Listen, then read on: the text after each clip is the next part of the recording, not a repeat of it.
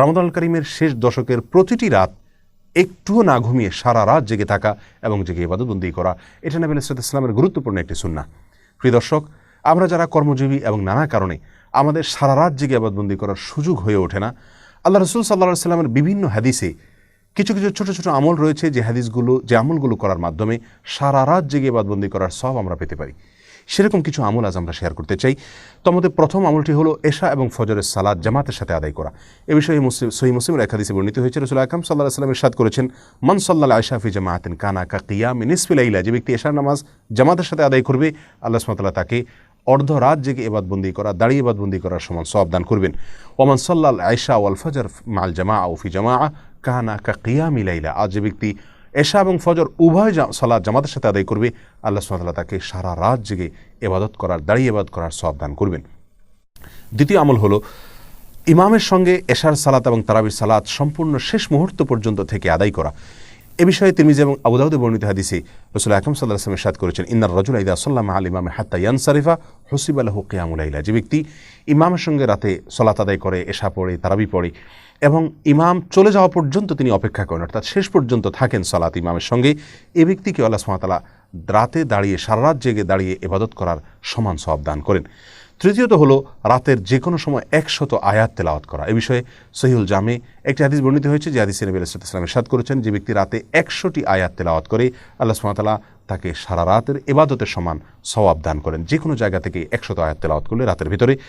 4 নম্বর আমল হলো, যে ব্যক্তি বিছানায় এলেন এ উদ্দেশ্যে যে তিনি উঠে ইবাদতবন্দি করবেন, কিন্তু তার ঘুম তারপরে প্রাবল্য বিস্তার করার ফলে তিনি আর জেগে ইবাদতবন্দি করার সুযোগ পান নাই, ঘুম এসে গেছে এবং সেটা প্রবল হয়ে গেছে, এই ব্যক্তি যে প্রতিজ্ঞা করেছেন, তিনি যে দৃঢ় ইচ্ছা পোষণ করেছেন উঠে সালাত আদায় করবেন, শুধুমাত্র এই তার সদিচ্ছা এবং দৃঢ় প্রতিজ্ঞার কারণে আল্লাহ সুবহানাহু ওয়া তাআলা তাকেও সারা রাত জেগে যেভাবে তিনি নিয়ত করেছিলেন জেগে ইবাদত করবেন, সেভাবে আল্লাহ সুবহানাহু ওয়া তাআলা ইবাদতের সওয়াব তাকে দান করবেন।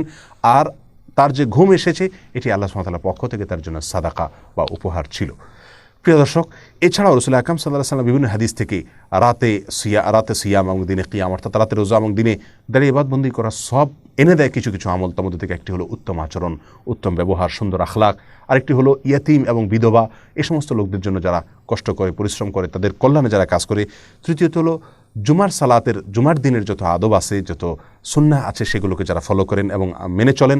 আর চতুর্থত হলো আল্লাহর রাস্তায় রাত জেগে যারা পাহারাদারির কাজ করেন একদিন এবং এক রাত, তাদেরকে আল্লাহ সুবহানাহু ওয়া তাআলা রাত জেগে ইবাদতের সওয়াব দান করে থাকেন। প্রিয় দর্শক, অতএব আমরা এই সমস্ত আমলগুলোর মাধ্যমেও রমাদানুল কারীমের শেষ দশকে রাত জেগে ইবাদতের সওয়াব আমরা নিজের করে নেওয়ার চেষ্টা করতে পারি। তবে বলাই বাহুল্য, সারা রাত জেগে ইবাদত বন্দেগী করা আর এই সমস্ত আমলের মাধ্যমে শর্টকাট ওয়েতে ইবাদত বন্দেগীর সওয়াব অর্জন করা, দুইটা আসমান এবং জমিন যেরকম তফাৎ, তার চেয়ে বেশি তফাৎ এই দুইটার মধ্যে রয়েছে।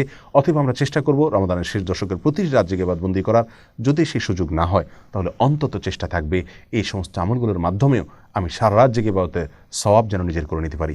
লাইলাতুল কদর যেন আমার মিস না হয়, লাইলাতুল কদরের ইবাদতের সওয়াব যেন আমি পেতে পারি। আল্লাহ সুবহানাহু ওয়া তাআলা দেখবেন আমার প্রচেষ্টা, আমার ইচ্ছা, আমার সাধনা, আমার আন্তরিকতা। আল্লাহ সুবহানাহু ওয়া তাআলা আমাদের সকলকে রমাদানের শেষ দশকের প্রতিটি রাত সারা রাত জেগে ইবাদত করার তৌফিক দান করুন। সেটা যদি আমরা করতে নাও পারি, অন্তত দুধের স্বাদ ঘোলে মেটাবার যে চেষ্টা, সেটাও যেন আমাদের মধ্যে থাকে, আন্তরিকতা যেন প্রকাশ হয়। আল্লাহ তাআলা আমাদের সকলকে তৌফিক দান করুন। জাযাকুমুল্লাহু খায়রা। আসসালামু আলাইকুম ওয়া রাহমাতুল্লাহি ওয়া বারাকাতুহু।